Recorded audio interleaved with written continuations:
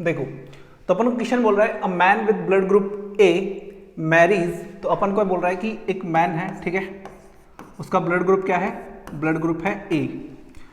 वो मैरी करता है एक वुमन से, तो एक वुमन है अपने पास और इसका ब्लड ग्रुप है ओ, ठीक है, and their daughter has blood group O. तो इनकी जो डॉटर है, ठीक है, तो इनके बीच में फर्टिलाइजेशन होगा, क्रॉस होगा, तो इनकी जो डॉटर है, जो इनकी डॉटर है उसका ब्लड ग्रुप दे रखा है इसने O. Now is this information enough to tell you which of the trait blood group A और ओ इज डोमिनेंट। तो ये हमसे बोल रहा है कि जो इंफॉर्मेशन गिवन है क्या ये काफी है इतना बताने के लिए कि ये डोमिनेंट है या ये डोमिनेंट है, ठीक है। अब बात समझो, तुमने लॉ ऑफ डोमिनेंस पढ़ा होगा। लॉ ऑफ डोमिनेंस में अपन को क्या लेना होता है, लॉ ऑफ डोमिनेंस में हम क्या करते हैं, एक तो लेते हैं प्योर टॉल प्लांट, ठीक है, और एक तरफ अपन लेते हैं प्योर डॉफ प्लांट, ठीक है, एक लेते हैं प्योर डॉफ प्लांट। अब प्योर टॉल जब लेते हैं तो उसके लिए हम शो करते हैं कैपिटल टी, और प्योर डॉफ में लेते हैं स्मॉल टी, ठीक है। अब जब इनके बीच में हम क्रॉस कराते हैं तो हमें ये पता है कि पहले ये अलग होते हैं, ठीक है, गैमेट्स फॉर्म करते हैं, कैपिटल टी, ये भी अलग होगा, ठीक है, स्मॉल टी। नाउ जब ये क्रॉस करते हैं तो capital T small T, capital T small T, capital T small T और कैपिटल टी स्मॉल टी। तो अपन देखते हैं कि ये जो पेरेंटल जनरेशन है जिसमें दोनों प्योर है, ठीक है, प्योर डॉफ और प्योर टॉल, तो अपने पास जो प्रोजेनी आ रही है, ठीक है, तो ये सारे की सारी जो प्रोजेनी है, जो अपने पास F1 जनरेशन यहां आ रही है, इस F1 जनरेशन में सारे प्लांट कैसे हैं, 100% प्लांट कैसे हैं, तो आप बोलोगे सर टॉल है, ठीक है। क्यों? क्योंकि जो कैपिटल टी है वो क्या कर रहा है, टॉलनेस को शो कर रहा है, ठीक है। तो जो अपना कैपिटल टी होता है वो होता है यहाँ पे डोमिनेंट, और जो स्मॉल टी होता है वो होता है रिसेसिव, ठीक है, वो होता है रिसेसिव।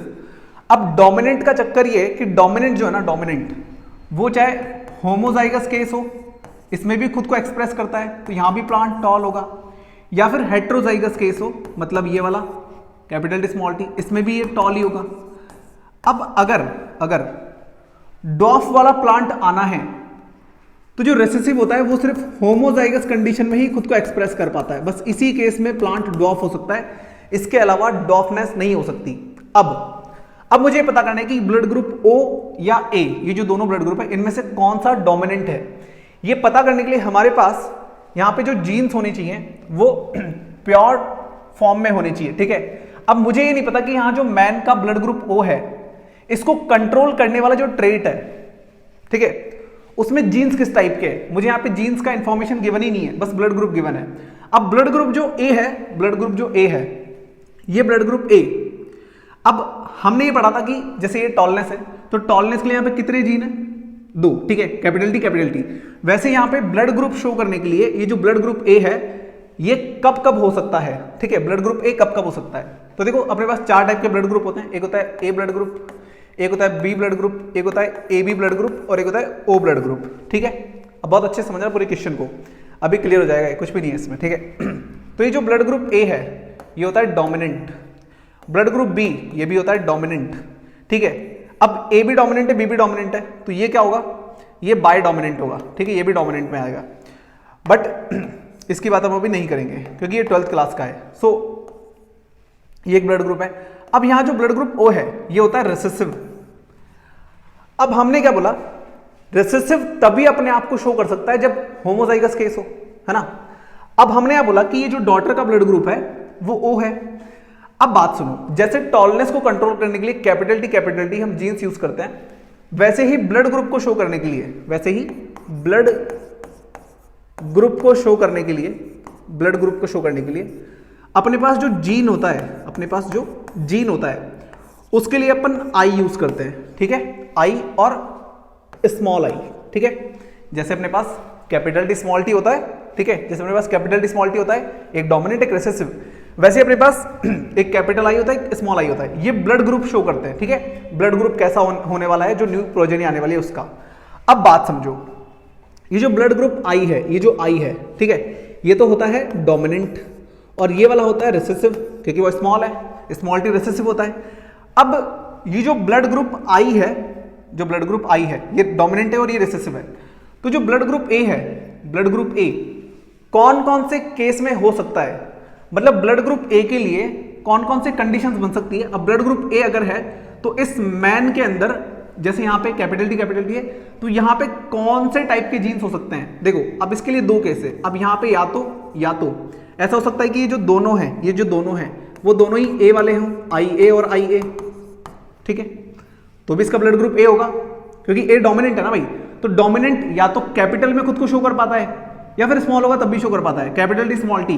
तो वैसे ही अगर एक कैपिटल है और एक अगर स्मॉल है, ये जो स्मॉल वाला है ये ओ को शो करता है, ठीक है। तो इस वाले केस में भी ब्लड ग्रुप ए होगा और इस वाले केस में भी ब्लड ग्रुप ए होगा, ठीक है। अब बात समझो, यहां पे ब्लड ग्रुप ओ सिर्फ तब हो सकता है जब रेसेसिव में दोनों ही रेसेसिव हो, ठीक है। मतलब यहां पर सिर्फ एक ही केस बनेगा कि इसका ब्लड ग्रुप आईओ और आईओ है, मतलब इसके अंदर इस टाइप के जीन से तभी सिर्फ ब्लड ग्रुप ओ आ सकता है। अब बात समझो, हमें ये नहीं पता ना कि इसका जो ब्लड ग्रुप ए है वो इस वाले रीजन की वजह से है या इस वाले रीजन की वजह से है। अगर इस वाले रीजन की वजह से है, अगर मैन का ब्लड ग्रुप इस वाले जीन्स की वजह से आई ए और आई ओ के फॉर्म में है तो भी ब्लड ग्रुप ए होगा। और वुमेन का तो ओ है ही, ऐसे समझो वो एक्स एक्स वाला केस होता है ना, तो वुमेन तो एक्स एक्स ही देगी, इधर से वो तो एक्स ही देगी। अब इधर से डिपेंड करता है कि एक्स आएगा या नहीं आएगा।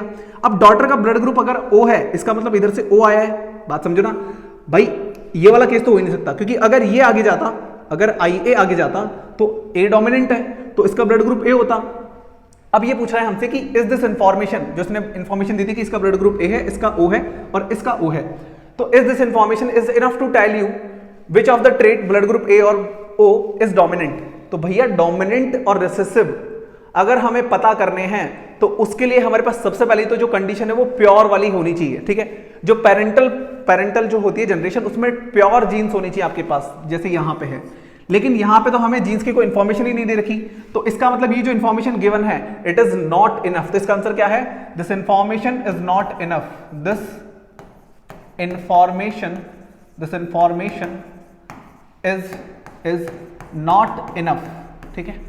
सो ये इंफॉर्मेशन इनफ नहीं है ये बताने के लिए कि यहां पे ब्लड ग्रुप ए डोमिनेंट है या ओ डोमिनेंट है, ठीक है। क्यों? क्योंकि सिर्फ हमें ब्लड ग्रुप दिया है। अब वो ब्लड ग्रुप कौन से जीन से कंट्रोल हो रहा है, ऐसा तो हमें कुछ दिया ही नहीं है। अब ब्लड ग्रुप को कंट्रोल करने के लिए आई जीन्स हम काम में लेते हैं, ठीक है। सो अब यहां पे ए ब्लड ग्रुप आई ए में भी ए हो सकता है और आई ओ में भी ए हो सकता है, क्योंकि ए डोमिनेंट है तो वो तो ए ही होगा। अब बात समझो, अगर यहां से दोनों ये गए होते आई ए तो क्या इसका ब्लड ग्रुप ओ हो सकता है? नहीं हो सकता। ब्लड ग्रुप ओ सिर्फ एक ही केस में हो सकता है, जब आई ओ। तो इसका मतलब इधर से ये वाला केस था, ठीक है। सो मैन का ब्लड ग्रुप यहाँ पे आई ओ जीन्स के फॉर्म में है, इसलिए इसका ब्लड ग्रुप ए है क्योंकि ये डोमिनेंट है तो खुद को एक्सप्रेस कर पा रहा है। और वुमेन के पास तो सिर्फ एक ही चॉइस है, कौन सा? आई ओ, ठीक है। इसको स्मॉल आई लिख लो, ठीक है। आई ओ और आई ओ, तो एक आई ओ इधर से आया, एक आई ओ इधर से आया और डॉटर का अल्टीमेटली ब्लड ग्रुप क्या हो गया? ओ हो गया। सो ये जो इन्फॉर्मेशन दे रखी थी हमें, ये तो इनफ नहीं थी हमारे किसके लिए? ये डोमिनेंस बताने के लिए कि ए ब्लड ग्रुप डोमिनेंट होगा या ओ ब्लड ग्रुप डोमिनेंट होगा।